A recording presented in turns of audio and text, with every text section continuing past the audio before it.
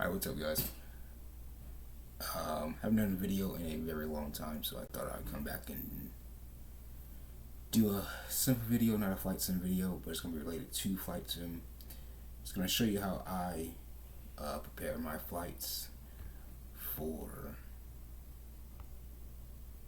flying on VatSim, and if I'm not flying on VatSim, it's the same process. So this is the first step that I take. I'm on the VA that I fly for website. I'll log in, come to my profile, and I'll come to the dispatch page. Right now, I have 4 more flights in this trip that I bid for. It was like, I don't know, 5, 6 other flights that I already did off of this trip. So basically, I have 2 more days. This is the 3rd day that I'm on right now. I have 3 more flights for that day, and then the 4th day I only have 1 flight. So it was 11 flights altogether. And I did have 1 deadhead, I think, in this flight, which I didn't fly because we don't fly deadheads. But if I did not have any reserve trips, I would come over to the right side of the screen, and I would come to trips, and I would just come down here and pick the trip that I wanted to fly. What I usually do, I don't really go through these and look at all the destinations that I'll be flying to. I just open the tab and just kind of scroll down and pick something, and then I'll fly that trip. But let's reload this screen right quick to get rid of that. But since I have a trip already, I'm gonna go here, and all of this stuff was already input because I already created this trip. I'm just gonna show you guys again how I do it. We have a new layout for our VA, so some of this stuff isn't filled out, but I'll get it filled out later on. But what I do first, I see where the departure airport's going to be and where the arrival airport's going to be. So where we're flying from, we're flying to. So we're going to fly from BWI with Baltimore to MCO, which is Orlando. So I'll take both of those ICAO codes and I'll come to FlightAware.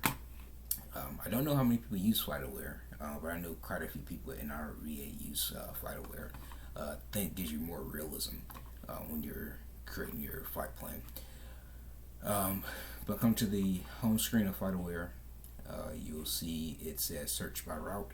So you'll put your departure airport in and your arrival airport in. Click your search bar, and it's going to bring up a whole bunch of flights that's already happened, is happening, or is going to happen. So what I do is I try to come and find the flight that is completed, but it's the newest one that's been completed. So today's Friday, so Southwest 2336, which was an 800, it has arrived, and it arrived at the gate already, which it did that today at 12:10. So I'm going to pick that one. I'm going to go ahead and go to that screen.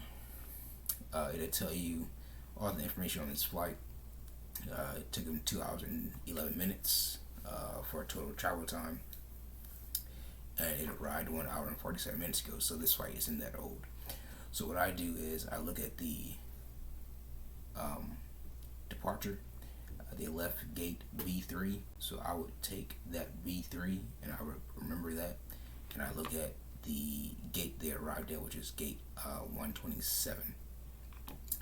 I then come back to the VA and I'll put that in, which, as you see, the gate arrival and departure gate they had, that doesn't match because I used a different flight when I created this flight.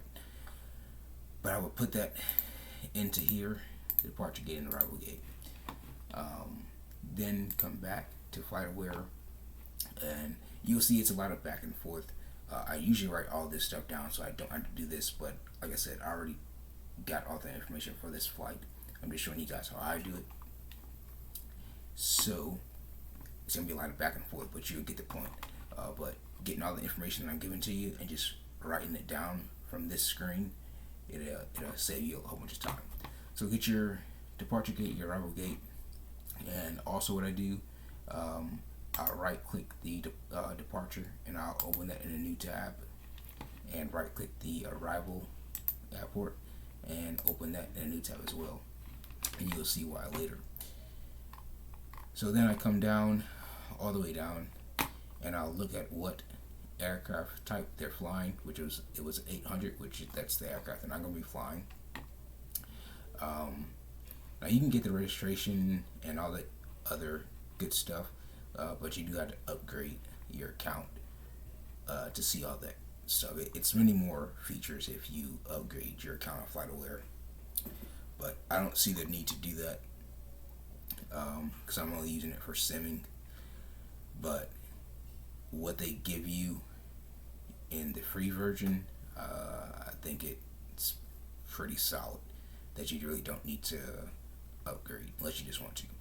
But anyway, so get your aircraft that they're flying, and then I come down to the altitude to see what they fly. They fly out 38,000, so I would file flight level 380, and then the route they flew, which is the most important thing. I will take that route and I'm going to copy that route. So remember the aircraft type and remember your altitude. I come back to the VA website. I then input that altitude there and input that aircraft type there. The route they flew is the same route, well the route that they flew on the flight that we're looking at. It's the same route that I have right here already, so that's a common route. Now they did take a different arrival than what I'm taking, but that's okay. It's everything else is the same except for the arrival. But it's also good to make sure that you, if you have Navigraph, to make sure you keep your charts and stuff updated, so you can have the right departures and arrivals, all stuff like that. So now that you got your route, you got your altitude, you got your aircraft, you got your departure gate, your arrival gate, I'll go back to FlightAware, and again, I don't do all this back and forth. I have a piece of paper, I write all this stuff down. But then go back to your route, and to the right of that route, you're going to see decode. Right click that and open that in a new tab. You are now done with this flights page, so you can close this. Now I am going to go back here to all the flights they showed us. So like, say you're flying for Delta or something like that, and you're leaving Atlanta, going somewhere. Well, of course, Delta flies multiple airframes. So whatever airframe you're flying in your sim, make sure you come to the third column where it says aircraft and just look for the aircraft frame that you're flying and try to match that up with the aircraft frames that are on this page that particular airline is flying, and try to choose one of those flights.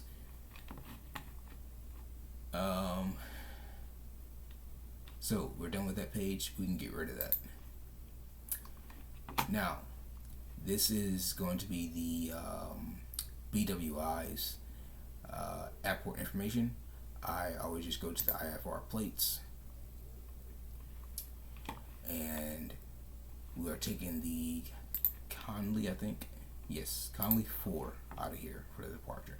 So I come to the departures, terminal procedures tab, and look for all the departures, and they have 5 of them. We're taking the Conley 4, so we'll click on that, and then we will click on the PDF and look at that departure. So the airport is over here, so you just match up what the actual flight did with this departure. So what that means is that flight plan decoder that we right clicked and opened in a new tab. This is it right here. So we know Conley 4 is our departure. Well, we need to look what our transition is, and transition is going to be Scoob. So we'll go back here, and Scoob is right there. That's your transition. So they started with Oscar Hotel Sierra Sierra Sierra, so we're going to look for that and then look for Conley. So we go back to the BWI page, and here it is, Oscar Hotel Sierra Sierra Sierra, and then they went to Conley and Amy, and then Colin, and then Scoop, which is the transition. So you have everything on this departure from, I don't know what this report is really called or how it's pronounced, but Oscar Hotel Sierra, and then you have everything up to Scoop. Well, you still have things here, other waypoints coming from the airport going to Oscar Hotel Sierra. So how do you get that? Well, that's where SimBrief is going to come in at. SimBrief, I'll tell you what runway is, the active runway, which we'll look at here in a minute, and it'll also is going to suggest to you what runway you should take.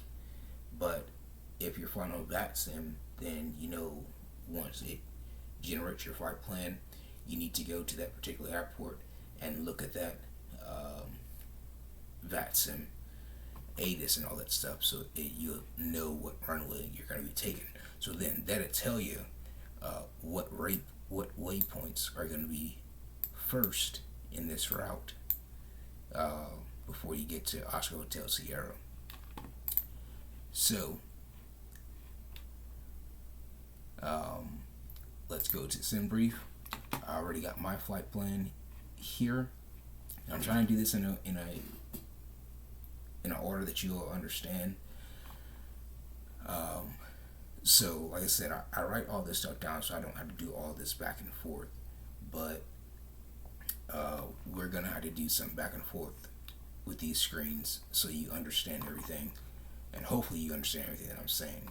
But on the SimBrief website, of course, you log in. If you don't have an account, create an account, and you simple, register, create an account. You then go to dispatch, and you can go to the dispatch system, and then it'll say create new flight, and you just click on create new flight, and it'll bring you to this page. So what you're going to do first, a lot of this stuff is going to be pre-filled for you. A lot of this stuff is customized for me because I went and created an airframe and saved some stuff for those airframes, like my 800 and my 700 is the two airframes that I have. So first, it's going to be a flight information. You need to put in your airline, and every airline has a 3-digit code, so make sure you know your airline's 3-digit code. Then you're going to put your flight number in, and we don't have that flight that we were looking at. We don't have that page up anymore, so I don't remember the flight number, but you can use those flight numbers. If you're VA, like my VA,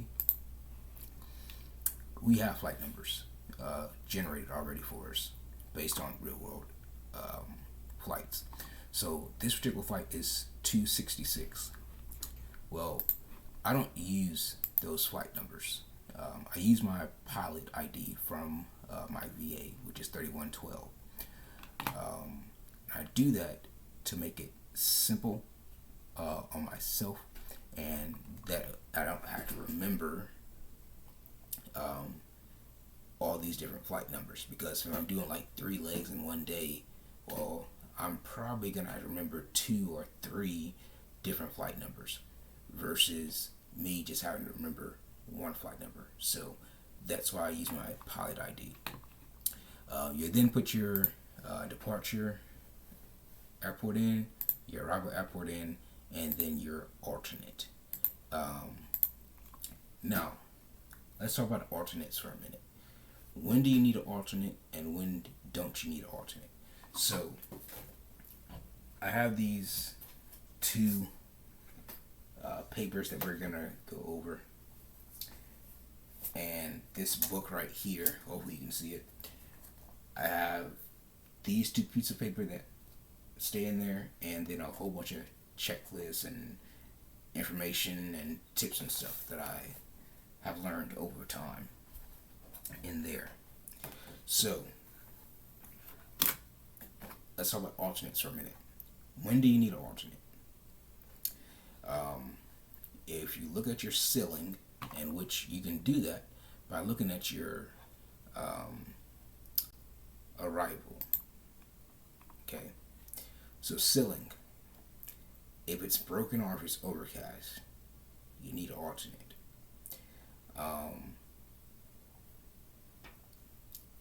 And that the broken or overcast can't go below 2,000, less than 3 miles from the airport.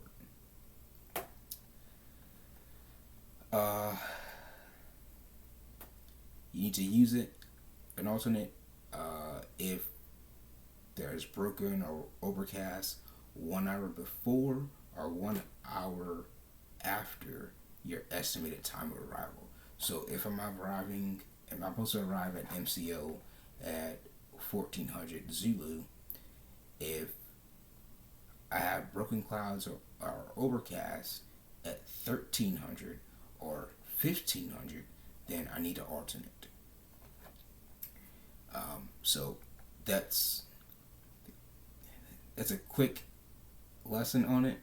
I'm pretty sure there's much more things in it that goes into using an alternate. Of course, you need to look at your weather. You need to look at your fuel.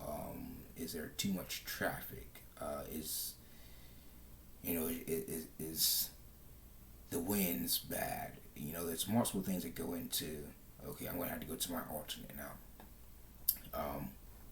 But like I said, I don't know everything. This is just stuff that I learned over time from some of the guys that are a part of the VA that I'm part of, who have road war experience, stuff like that. But if you look at the METAR, the TAF on MCO, you have scattered at 700. You have scattered at 4,000, scattered at 25,000, and that's about it. This is at 17, 19,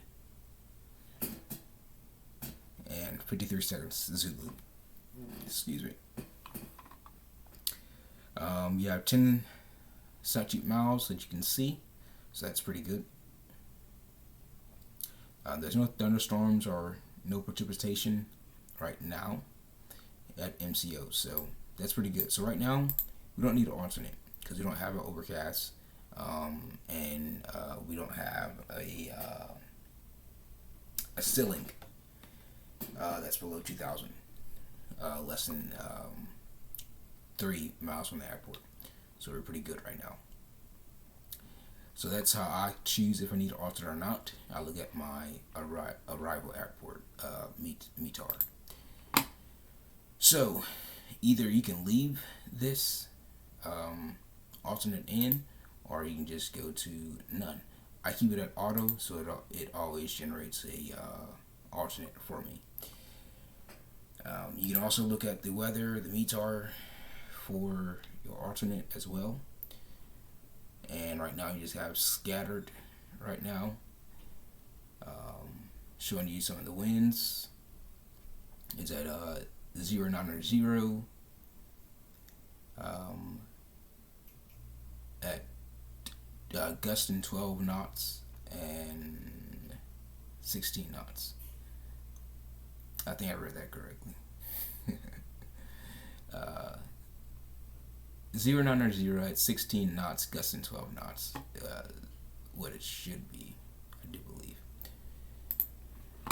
So, now let's talk about fuel. So, fuel is pretty simple. Because SimBrief is going to generate your fuel that you need for your flight. Well, think about contingency fuel, think about reserve fuel, and think about any extra fuel that you need. That you're going to do on your own. So you look at the right side of the screen here, on contingency fuel. I have 25 minutes. Well, my flight schedule time is 2 hours and 25 minutes. Well, if you look at this, which that's the wrong one, my bad. Look at this fuel, contingency fuel. You need 25 minutes of it, anything under 2 hours. So I actually need to change that. 35 minutes is 2 hours and 4 hours flight time. So you actually need 35 minutes of contingency fuel. Reserve fuel is always going to be 45 minutes. And extra fuel, that's going to be based off of your preference. Like if you know you got weather, if you know you're flying in a event on VatSim, and a whole bunch of departures, whole bunch of arrivals, you know people are holding, a whole bunch of go-arounds, missed approaches, you're probably going to want to put some extra fuel in there. So probably anything from 400 pounds to 600 pounds should do you. I usually don't put any extra fuel because I've flown one VatSim event. I've flown in two and I actually didn't fly it. But the departure that I was coming from and the arrival I was going to, I flew into that event. But it wasn't a bad event. They were getting, planes down quick, so nobody had to do any go arounds, nothing like that. But you want to think about that stuff, and then if you have weather and stuff that you might have to get around, you're probably going to want some extra fuel as well. So that's how fuel works. And now this is what I was talking about when I was talking about the departure runway, arrival runway. SimBrief is going to give you those two. You can use it if you want to, but once we generate this flight plan, I'm going to show you where to look to see what actual runways they're actually using. You put your passengers in here. On this particular flight, I have 171, and my freight is 8.3, so 8,300 pounds of freight that I'm taking. My flight level is, our altitude is flight level 380, and then SimBrief is also going to generate a route for you based off of Navigraph, if you got it. So you can connect your Navigraph and all that stuff with SimBrief, which Navigraph is now owns SimBrief. So all this stuff is generated. So if you have Navigraph, it's automatically going to be here once you set up your SimBrief account. So that's good. So you can use the one that they give you, or if you was on FlightAware and you took a different route because the particular flight you're looking at, they took a different route other than the one that SimBrief has given you, you can come to the right here, and it has a whole bunch of flights, or a whole bunch of routes you can look at. And you can view more routes as well. So that's about all I look at. I don't worry about this historical weather, these alternate airports, route finder, all that stuff like that. I don't deal with those 3 tabs. You can come down here to where it shows you your route, and you can come up to here and you can click this rain/snow radar, and it'll show you all the weather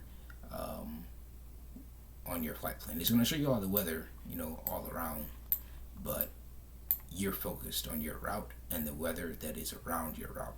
So right now at BWI, there's no weather. Might run into some during the route or during the flight, and then once we get to MCO, should just zoom out, get there faster, right? Go to MCO. There's no weather at MCO, which we already knew because we looked at the METAR. So that's a quick way to look at the weather. I'm going to show you another way once we generate the flight plan here.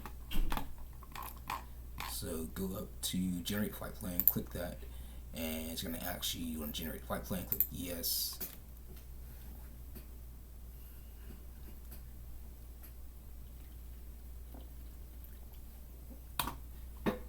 So it's generated your OFP summary, which is your official flight plan, which you guys already need that.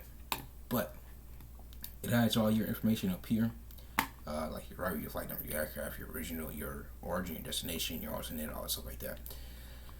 Don't worry about none of that stuff. I'm saying I don't worry about none of that stuff. All of my units are in pounds. I know other people use the other one, but I'm here in America. I understand pounds, so that's what I use. So if you forgot to look at your weather on the first page when you're creating your flight on SimBrief, it's fine, because you have your route and your map right here, and you can click that raindrop again. It's going to show you your weather. It has a whole bunch of other stuff up here as well that you can look at. So if you want to look at all that stuff, you can put all your airports on.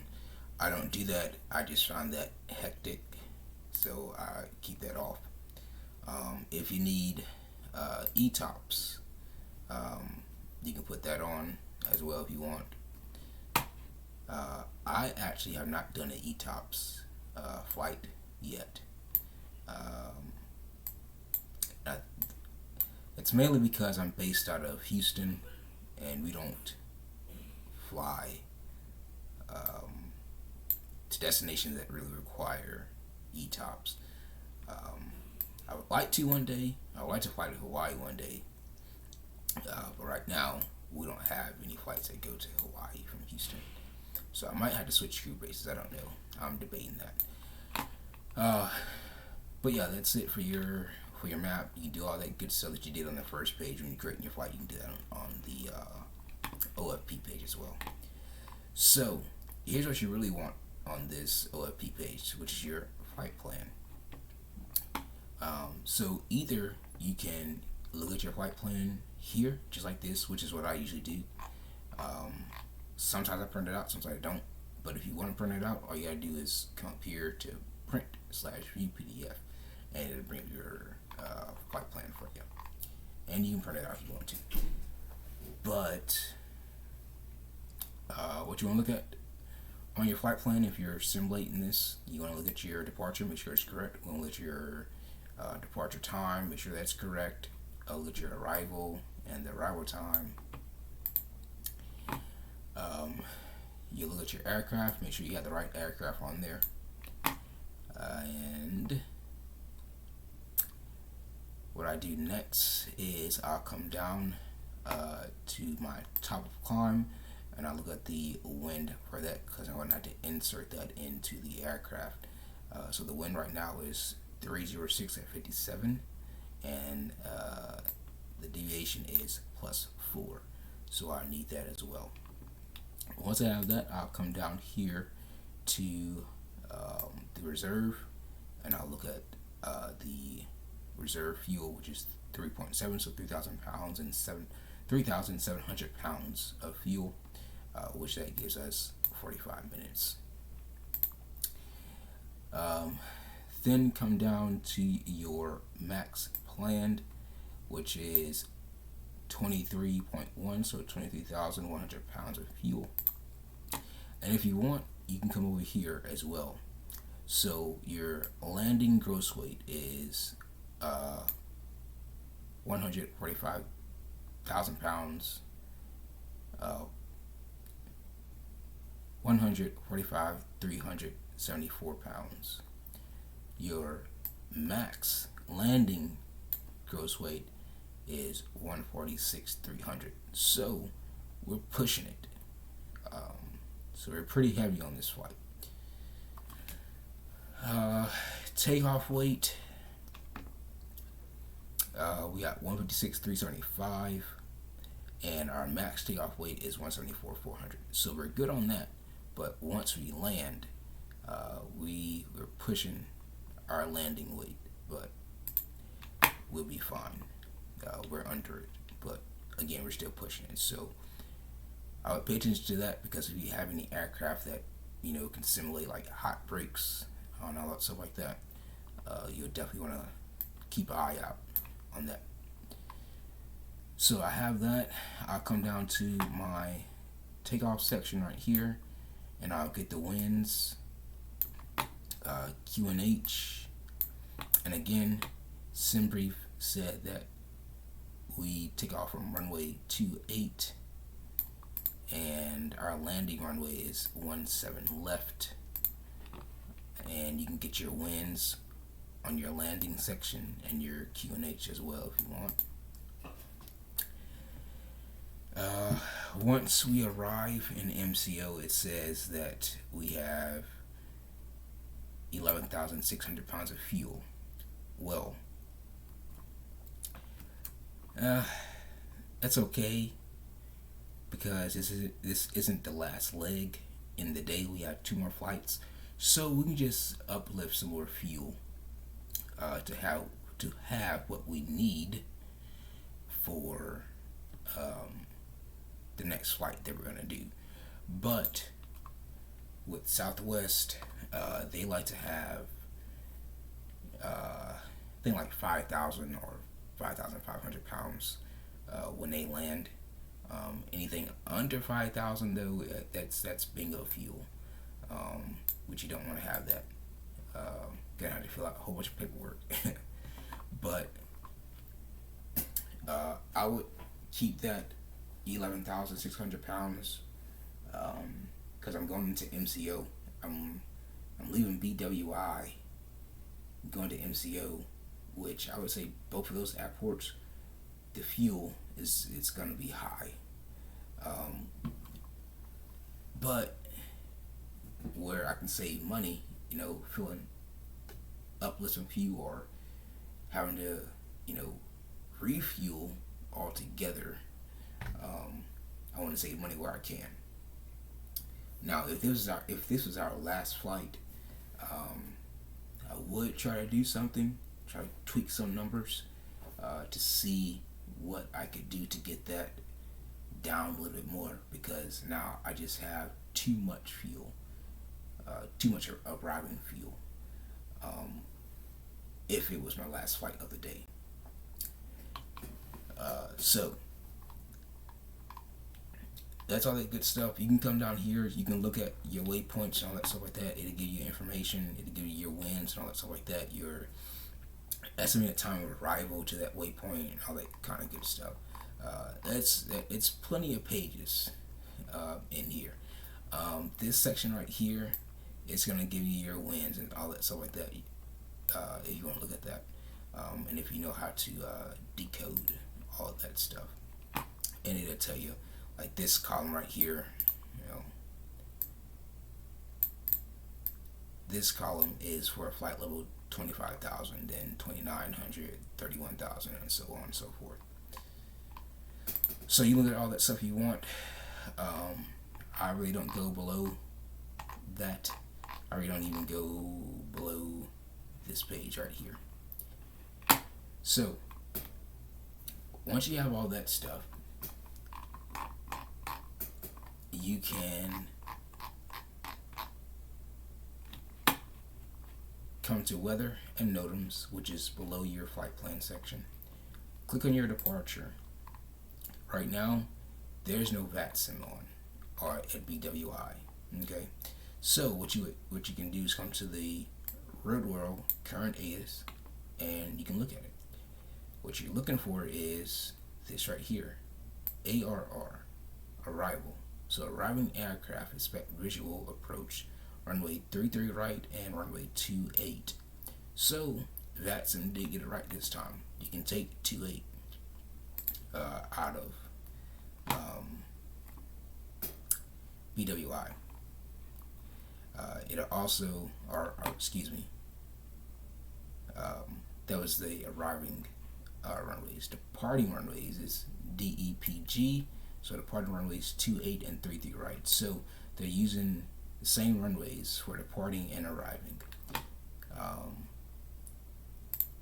So Sim still did get it right, 28. So you can take that out of there if you want, or you can take 33 right, depending on what direction you're going, what direction the wind is. And then we can go to the arrival, and VatSim is on at MCI, so you can look at the current ATIS VatSim, and that's how you know VatSim's on, because it'll always have current ATIS VatSim. So if you look at VatSim MCI, it says visual approach and use, ILS 35 right, RNAV ILS 36 left, available on request, landing 36 left, 35 right, departing runway 36 left, 35 left, and 36 right. So all you want to know is your visual approach and use, ILS 35 right, RNAV 36 left, available on request. So that's that. That's how you get your runways for your departure and your arrival if you're flying on VatSim. And if you're flying on VatSim and there's a controller on VatSim where you're departing from and arriving at, it's always a good idea to look at this ATIS, so you're prepared. So when you go and look at your charts on Navigraph and all that stuff like that, you know what to expect. You know what charts to bring up. So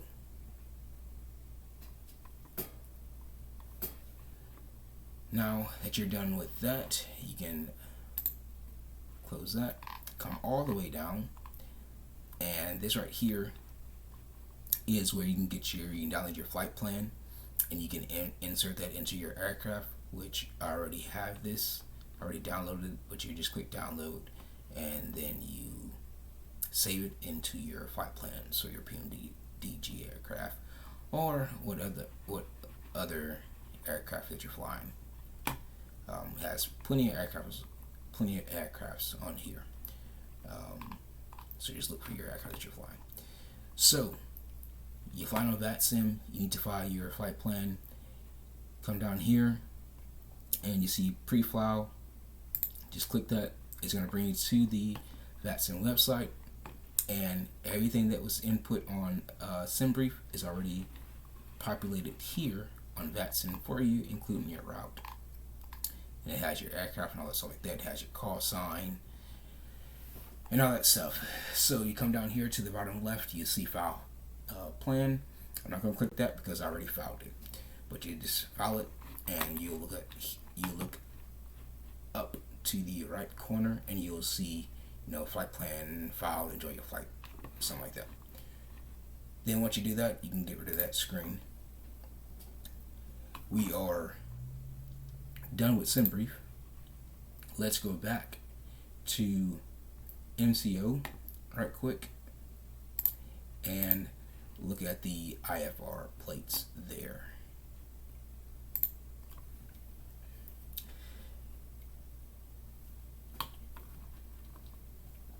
So on this flight, we're taking the Get Out 1 arrival. So come back here, look at your approaches, your stars. What you really want to look at is your stars. And you're going to look for Get Out 1, which is right there. Click on that, bring that up. Let's go back to the decoder that we had open earlier. Look for Get Out, which Get Out, if I can find it. Well, I can't find it because this isn't the flight that I previously looked at. So they took a different arrival. I forgot about that. But all you gotta do is look at your transition. Look for your arrival, like we did. Let's just say we were looking at the Get Out 1 arrival. Well, our transition is leopard. So go back to the Get Out, look for leopard, which is right there. This is an easy arrival, because it's just one arrival, right? So leopard is your transition. You'll fly this arrival all the way, and then you have Get Out right here, which that starts your arrival. Now your transition to the runway is going to be Banya, however that's pronounced. But that's because I've flown this arrival plenty of times, so I know this arrival. But this starts your transition to the runway, which you can see down here. Landing MCO runways 17 left and right, and 18 left and right. I forgot what runways VatSim was landing on for MCO. But that's something that you gotta look at, because if you was flying this arrival, they're not landing 17 left or right or 18 left and right. They're landing other runways as well. You're probably gonna need a new transition for the runway. So look at that, pay attention to all that stuff, and then you need to come to FlightAware and look at your stars and stuff like that. And then I always get this as well. So let's just say I was landing 17 left. I would come to the approach and I would get my ILS and lock information for 17 left, and I would get my frequency, the course. I would try to increase this for you guys. I would get my missed approach altitude. Then I would come down, look at what my final approach risk would be, which is 1500, and then look at the minimums. So am I doing a straight in landing? Am I doing ILS? Or am I just doing the LOC? So, and then you have different categories within this. But this is a whole another lesson. I'm still trying to learn some of this stuff off of these charts, so I'm not even going to try to teach you guys that. But there's plenty of videos out there with flight simmers and road warrior pilots explaining these charts in this particular section. So definitely go check that stuff out. So, but yeah, you would need to know if are you gonna do the ILS, or are you just gonna do the LOC, or are you just doing visual? But if you're doing a visual, you still want to back it up with the ILS. So you still want to have all the information. You still want to have your nav radios programmed, just in case you need to switch that ILS frequency. But you got all that. so you don't need that anymore. And then those charts they were looking at BWI and at MCO, if you have Navigraph, remember you can bring those charts up to you while you're flying. I just get all that information while I'm creating my flight, so it's easier for me when I go into the aircraft and start inputting this information, preparing the aircraft while I'm at the gate at the departure airport. Because if I can predict what runway, arrival, transition that I'm going to be flying to the arrival airport, and I can input that in, I'm going to, because that's going to save me a whole bunch of time. It's going to be less stressful when you're coming in for an arrival. And if you're flying on VatSim, it's definitely less stressful because you don't have to try to talk to ATC, try to input this new arrival, these new runways that they're going to give you. You don't have to try to pay attention to other aircraft that's around you. It's less stressful.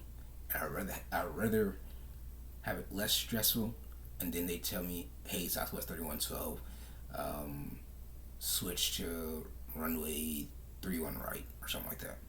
Okay, cool. I just go to my FNC and put 31 right.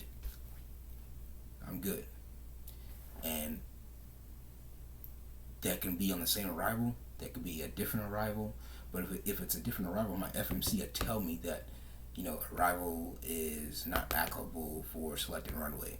So I know I need to go in and select a new, arrival or transition or something like that. And they'll tell you, if you need to go to a different arrival or transition. They'll let you know all that stuff. But you got all that stuff now. Let's go back to this page. If you come down here, you'll look at, and again, all VAs are different. This is our VA. This is what we do. This is what I've learned, again, from some of the guys that's a part of the VA. It does not calculate all the rates correctly. Okay, so you see that we have 171 passengers. Well, because SimBrief has its own weights for packs, PMDG has its own weights for packs, so like you have to go through and kind of tweak your numbers to see what the packs weight really is with like the PMDG and stuff like that. SimBrief, you can edit all that stuff based off of what you have from like your PMDG. So like you can do like 0 fuel weight, 0 cargo, and then like put in like 1 passenger and try to get the weight from that. But a simple thing to do, what I do, so you take your packs, you have 171, so you would take 171, multiply that by 1.25, which we'll do that right now. So 171 times 1.25 gives us 213.75. Well, take that 213.75 and times that by 32. You have 6,840 pounds. So that's your bags weight from your packs. Okay? So technically, you're not worried about the packs weight. You're worried about the cargo, the bags that they're going to bring on. Alright? And that's going to be put into the baggage compartments. So with the packs alone, their bags 6840. Okay, so I write that down right quick, 6840. And then kids, you see we have 0 kids on this flight. Lap children, we don't count. Okay, so don't worry about that. But if you did have a child, what you would do, let's just say you had 2 kids. So you would do 2 times 94. That gives you 376. Or I'm sorry, excuse me. Calculator's messing up. 2 times 94. 188. So write that down. Now, let's go to crew. You have 4 flight attendants on an 800. You have 2 pilots. So that's 6, right? That's 6 crew members. So what you want to do is 6 times 230 pounds, which is going to give us 1380.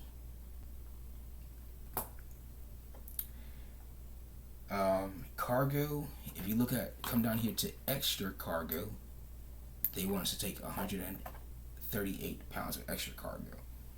So we'll do 138 plus 1380 plus 188 for the kids, and plus 6840 for the packs bags. Their carry-on bags, their bags is going in the cargo compartment, all that stuff. It's going to give us 8,546 pounds of cargo. So when you're in the aircraft, talking about the PMD G73 particularly, you can split that within the 2 bins if you want to balance it out. Or if you know how to do weight and balance because you like have that certification, because that's your real job, then do it like you would do in the real world. But let's just keep it easy and say that you're going to split that cargo within the forward bin and the aft bin. So you would take the 8546, divide that by 2, it gives you 4273 in each bin. Simple. Okay. So we're done with that. We're done with this with the VA website. We can close all of that. We are now in the aircraft. Let's make sure. I'm gonna have to redo that. Alright, so we already got our IRSs aligned, and they're on nav, so we're good to go on that. Let's go to our FMC, and we would start inputting all this stuff. I think I'm going to use my tablet for this because I don't want to be using the mouse. So bear with me while I get the FMC pulled up in here.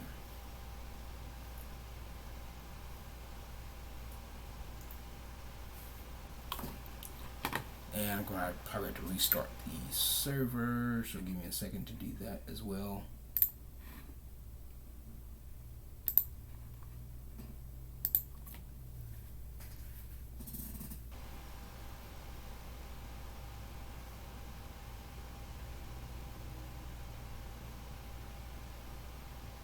Alright, so first, and you can do this in any order you want. You could either program your aircraft right now, or you can get on VatSim right now if you want to. I usually have it up. I'm usually already on VatSim before I program my aircraft. And if you want to do that, you know, just get on your VatSim and connect to it. You want to make sure you have your type code in there, which we refine the 737-800, so we have the B738. If we refine the 800, or excuse me, the 700, it'll be B737. Make sure you have your correct call sign, so the first 3 letters of your airline code, and then your call sign, and then you can press connect. I'm not going to connect right now because I'm not flying this flight yet.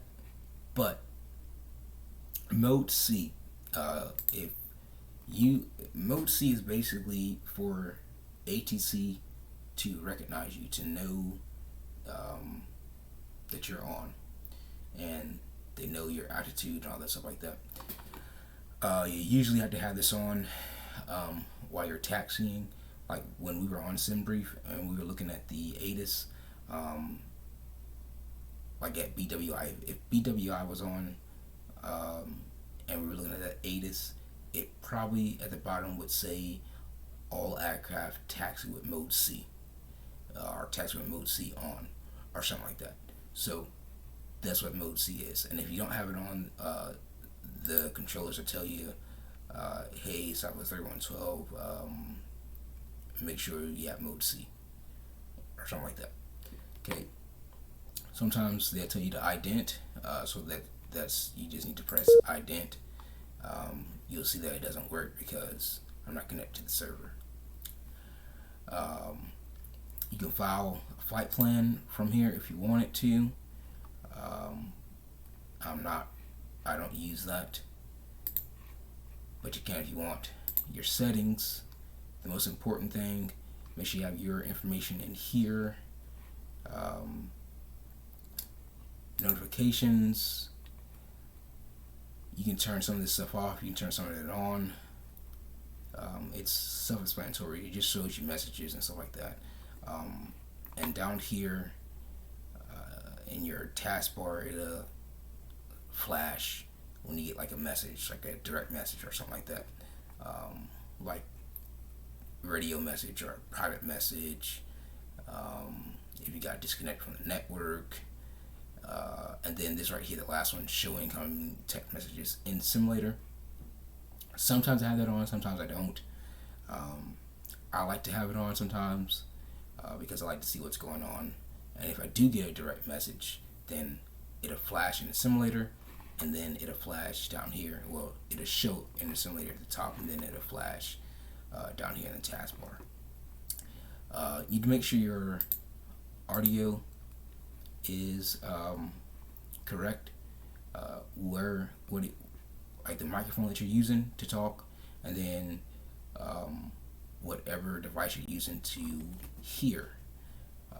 So make sure that's correct, and make sure that your mic is at a good level so you can see that I'm talking right now, and sometimes it's halfway there, sometimes it's over halfway, just depending on how loud I'm talking.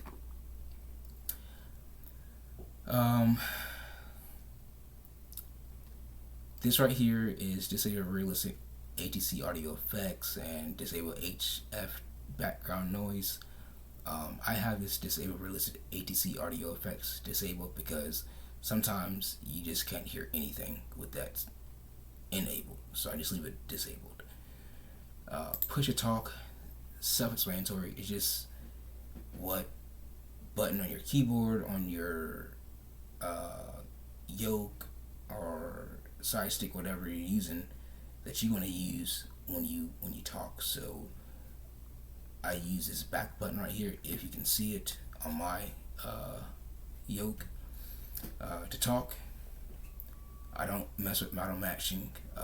I still don't have good model matching when I'm on VatSim, so I'm gonna have to look for something. That's pretty much it. Like the most important things on it. You can go through the rest of this, like performance updates and miscellaneous, all that stuff like that. But updates, I have mine checked to check for updates whenever I start VatSim. So if there's an update and it's stable, it'll let me know and I can download it. So that's how VatSim works. A whole bunch more things that goes into that, but that's how to connect to it, and that's how to understand what you see on this screen right here. On the left side right here where you see center, approach, departure, tower, ground, all stuff like that, that just tells you who's on and what their frequencies are and stuff like that. So that's how that goes. Let's go back in here to the aircraft and let's enter our IRS position. So we're at KBWI. and we'll grab the GPS left,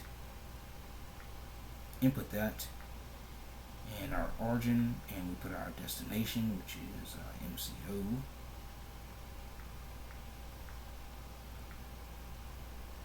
Input that, and look for the company route, BWI to MCO, right here. Take that, activate it, execute it. I'll then come to my departure arrivals, and I'll look for the departure that we're taking, which is the Conley 4. Our transition, we already know is Scoob, and we're going to take 2-8 out of here.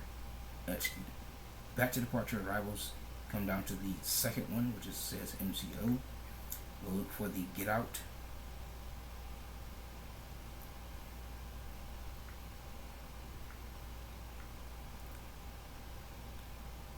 And for 17 left.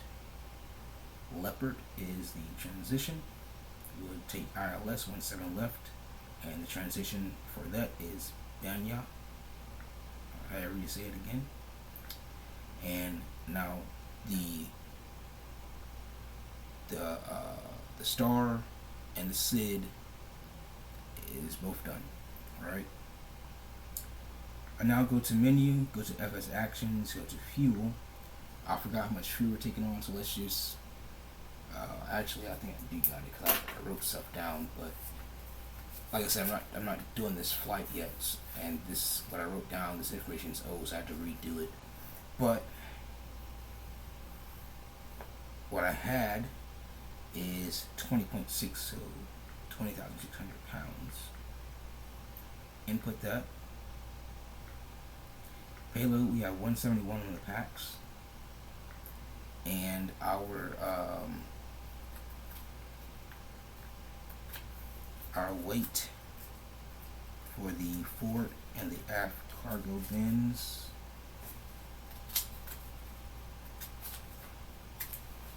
have back truck delivery. We said it was going to be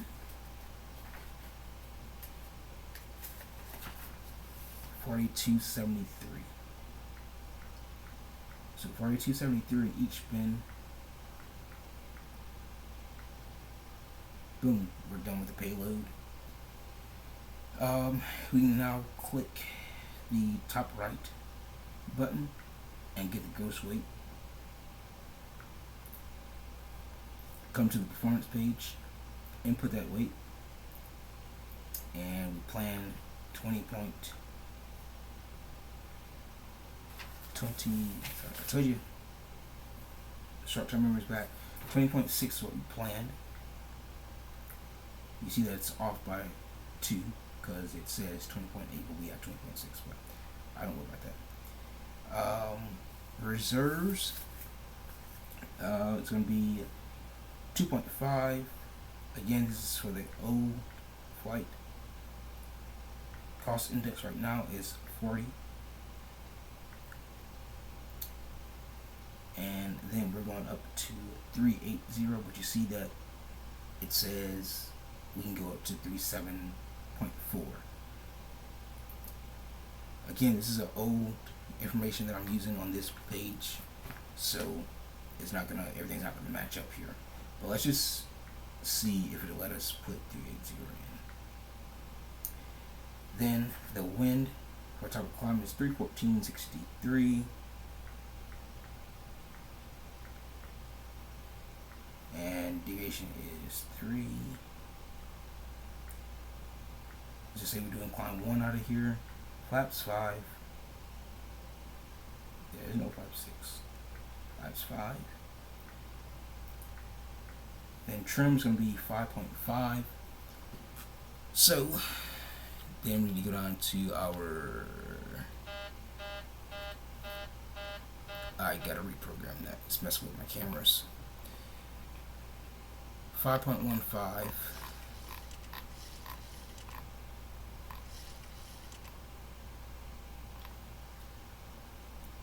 5.16 is good enough for me. and your takeoff wind is 0 at 0, so it's calm. Go back and get your V1, VR, V2. So V2 is going to be 150. We execute all that. Go up to our MCP, put 150 in here,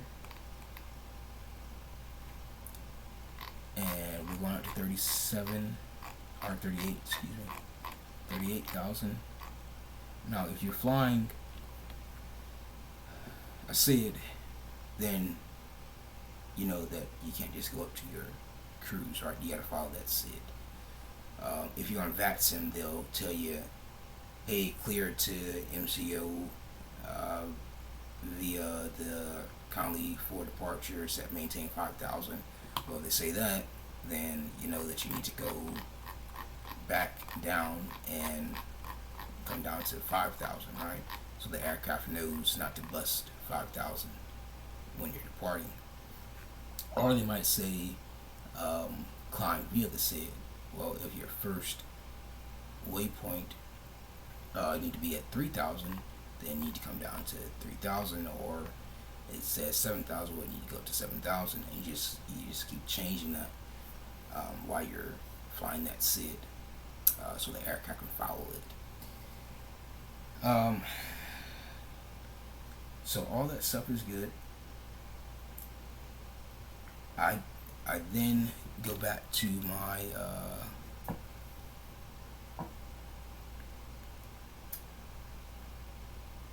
FMC and look at all my legs.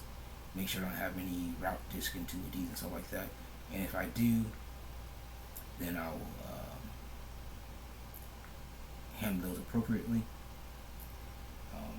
If you look at get out, you'll see that we can't go below 9 and can't be above 11.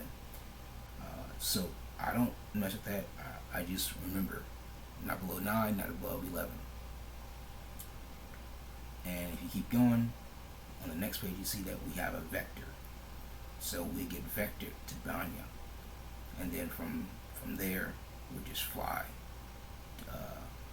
to the runway, 17 left, and then we're good.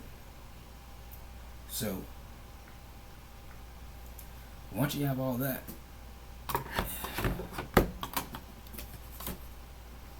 going, your aircraft is, well, it's not set up I mean, you got it programmed for your FMC, but it's not set up yet, right? Because I use FS to crew, so my virtual first officer, he will do the rock around. He'll come back, do some pre-flight stuff, and then we'll start running through checklists and stuff like that. I'm not going to do all that now. But one thing I did forget to show you guys, which I don't think a lot of people know about, but it's a good thing to look at. We go to Google and we need our VA website up again. Probably have to log in again. Get logged in there. And we're going to go to aviationweather.gov. Go to tools, go to GFA tool. Always copy your flight plan, and I'm going to show you why.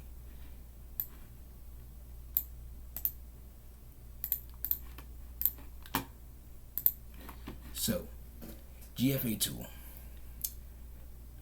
Click on this at the top right, click on show flight plan, and it has an old flight plan in here.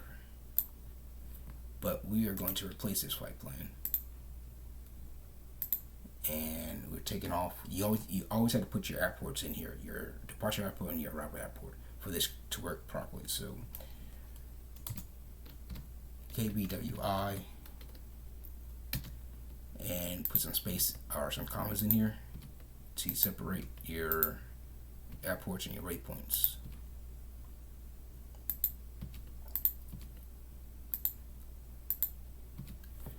and then we're going to KMCO.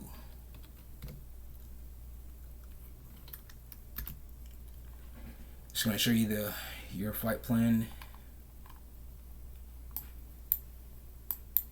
There it is. Alright, so BWI to MCO, and what you can do now, you can look at turbulence. This is high turbulence. You can look at low turbulence. You can look at it by the altitude. You can go all the way up to 48,000. You know, you can go all the way down to 3,000. You can look at low level wind shear along your flight path. You can look at your winds, and all this stuff is along your flight path. I mean, you can look at it anywhere, but again, you're focusing on your flight path. What's in your flight path? What are you gonna run into, right? You can look at thunderstorms. You look at precipitation, clouds, and you look at ceiling and visibility. I mean, it's a whole bunch of stuff you look at. You look at TAFs along your route. So this is a great tool to use. This is what I use when I look at my weather. You can even look at icing. So before I depart, before I even push back, I'll look at this, so I know what to expect along the flight. So again, this is aviationweather.gov. Go to the tools tab and go to GFA tool. Click on show flight plan, and then put your flight plan in. Just paste it in there. Make sure you put your departing airport first, and then separate everything by comma, and then put your arriving airport as the last one, and then just click enter or click go, and it'll show you, and then you can look at everything tab by tab if you want to. So that's how that works. So that's how I look at everything. And once my aircraft is set up, it's programmed, ready to push back, we're going through our checklist. I will then go through, I know you guys can't see this, but I go through my briefing. So this is the captain's briefing. So who's pilot flying, who's pilot monitoring, any SIPs, so station information page. If you have alternates, you need to go your alternates. Special airport, so you have any special procedures for that particular airport, like Denver. If you're departing out of Denver and you have an engine out, then you know you're flying towards mountains, so you're gonna have to turn a certain direction. Much more in that procedure, but I know for a fact that airport has that particular procedure. Minimum equipment list, NOTAMs, runway, taxiway closures for that airport that you're going to or coming out of, departing. Any special procedure for that airport, so is it a captain's only takeoff or something like that? Adverse weather, so you talk about the weather, like we just looked at the weather on aviationweather.gov. If we had any bad weather, we would talk about that. Any taxi hotspots, so like Boeing Field, there's a lot of incursions at that airport, so do you have any hotspots at this particular airport? SMIGS, safety management system, you can talk about that if you have it. Runway conditions, and projected takeoff considerations. So that's like the easiest one. 80 knots and below, you reject for any reason. Above 80 knots to V1, reject for fire, fear, or shear. And above V1, we're only going to reject for fear. So the aircraft is unflyable, it's not going to get into the air, it's coming apart or something like that on us, then we need to reject the takeoff. So, like I said, I have a whole bunch of stuff in this binder that I use for flights. Just stuff that I've acquired over time by watching videos, learning different stuff, reading stuff. So just look around. You'll learn a whole bunch of stuff. Big Earn, flying with Big Earn, he's one guy that teaches a lot of stuff. That's actually where I got that captain's briefing from. And I got the captain's briefing and the FO briefing and the pilot flying briefing. Because he done a long video with a captain that he was flying with, and they went through those briefings. So that's how I got that. And he's actually a real world pilot. Flies for one of the legacy carriers in the States. But that's how I do that. Now getting your clearance, I think it's like the last thing.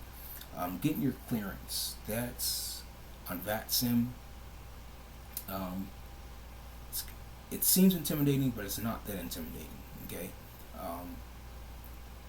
Sometimes, if somebody's on a VatSim and you want to get clearance, sometimes they'll just private message you your clearance. Sometimes you have to actually call and get your clearance. So, example, I'm flying from BWI, let's just say, and clearance is on. I'll say clearance Southwest 3112, clearance to Orlando, we have information Bravo. So what information Bravo means is that's the current weather information. They had Alpha earlier, the weather changed, so they had to change the information for the weather, so now they're at Bravo, and they go all the way down to Zulu, and then once they're at Zulu, they go back up to Alpha and start all over again. Okay. And that's a good thing to let them know that you have the current weather. So let them know that you have the current information. So Southwest 3112, clearance Southwest 3112, clearance to Orlando, we have information Bravo. They'll come back and say Southwest 3112, clear to Orlando International Airport, as filed, climb via the Conley 4, or climb via the SID, maintain, or they won't say maintain because they're telling you to climb via the SID. So climb via the SID, expect flight level 380, 10 minutes after departure, squawk 1074. You go back and you say Southwest 3112 is cleared to Orlando International Airport as filed, climb via the SID, expect flight level 380, 10 minutes after departure, squawk 1073, or whatever I said earlier. They'll come back and say Southwest 3112, read back correct. Push and starts your discretion, call for taxi. And you'll go back and say push and starts hours, call for taxi, Southwest 3112, and you're done. Make sure if it's your first time on VatSim and you're flying an airliner, paper and pen. That's your best friend, okay? Because not only are you going to need that when you get your clearance, but you're also going to need that when you request taxi, okay? Because when you get your clearance, you want to write down, okay, you told me I'm cleared to the international airport, Orlando International Airport. That's great. Don't need to write that down. He said climb via the Conley 4. So I'm climbing via the SID. So I know I just write down climb via Conley 4 or climb via SID, because I already know what SID I'm taking. Okay. and then expect, he said expect 370 or 380 10 minutes after departure. So I know once I depart and I'm climbing via that SID, at least 10 minutes after I departed, that controller, or not that particular controller, but another controller is going to tell me, hey, Southwest 3112, climb, maintain flight level 380, 10 minutes after I've departed. So I probably want to write that down too, so I don't think that I need to get on the radio and ask, hey, can I climb to 380 now? Well, it's only been 5 minutes, right? They said expect 380 10 minutes after departure. So I don't need to ask if I can climb. They're going to tell me. So that's a good thing to write down. Expect 380 10 minutes after departure. Write your squawk down. That's the most important thing. Okay? Because every time I'm on VatSim, it never fails. Either myself or another pilot asks, hey, I'm sorry, can you give me that squawk one more time? Because we don't write it down, or we're filling it around with other buttons and stuff in the aircraft, so we forget the squawk. So write your squawk down.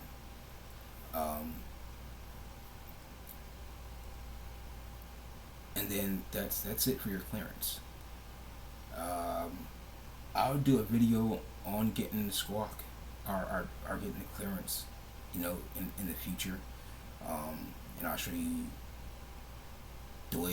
one of the ways that I do it sometimes. And I'll actually have the flight plan with me. Your taxi. Let's see. Alright, so this is an aircraft chart. It has your aircraft position right here. We're at BWI. It recognizes that. So let's click BWI here. We're going to open charts list. We're going to open up the taxi tab. We're going to go down to airport information, or excuse me, the first one, airport information. It's going to show you that you are right here, parked at the gate. Well, we're taking 28. So, if you've been flying with VatSim for a little while, you can probably predict what kind of taxi they're going to give you. Okay? So sometimes what I do is I use my tablet for my FMC. So sometimes I use it as a scratch pad, and I'll put my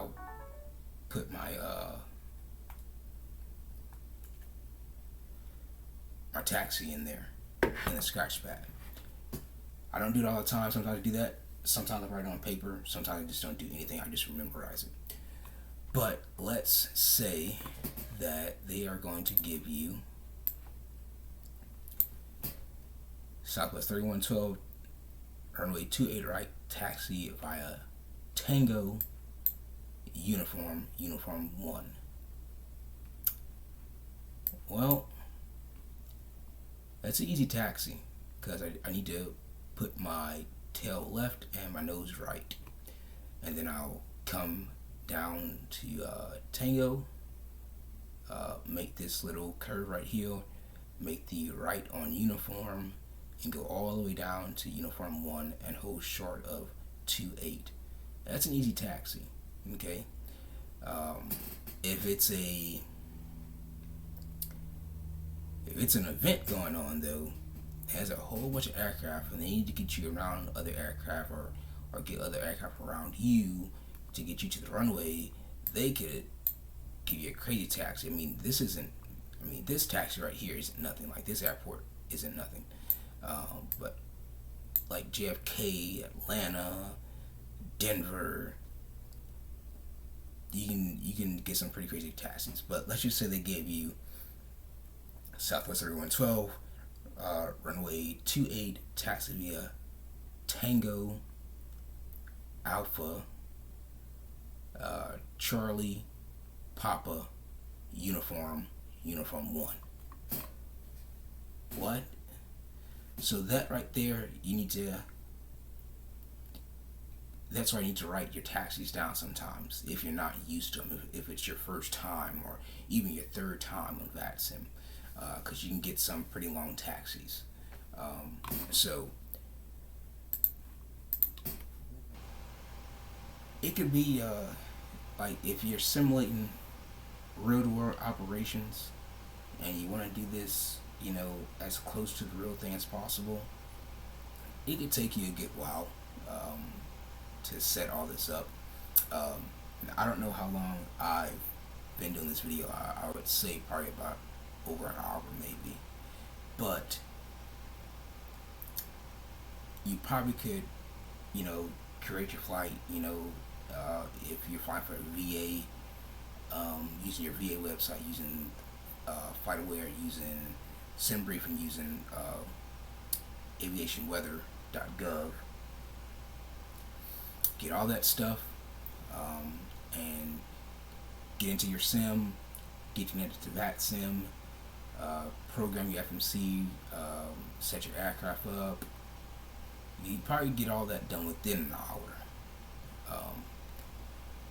I can, because I try to pre-plan, so I usually, get my flight information, like my flight plan, the departure gates, arrival gates, flight level, and the PAX information, all that stuff like that.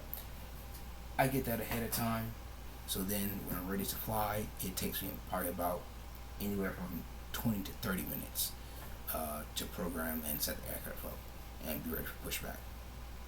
So that's how I do it. Hopefully some of this information helps you guys. If you have any questions, just comment below. It's been a while. As you see, I got a camera now, so I'm gonna try to do some other videos, some flight sim videos again. I have something else in the works with some other people, and hopefully we can get that scheduled and actually do it, because I think you guys are actually really like that, and myself would really like it as well. But stay tuned, because I'm going to do some more videos.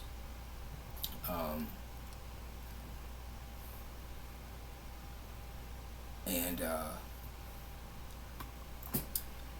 hopefully you guys will enjoy them, and hopefully you enjoyed this video. Like I said, hopefully you learned something. Got any questions, just ask. This is how I do it. That's probably a simpler way to do it, but this is the way that I do it, and I understand it. But yeah, until next time, I'll see you guys later.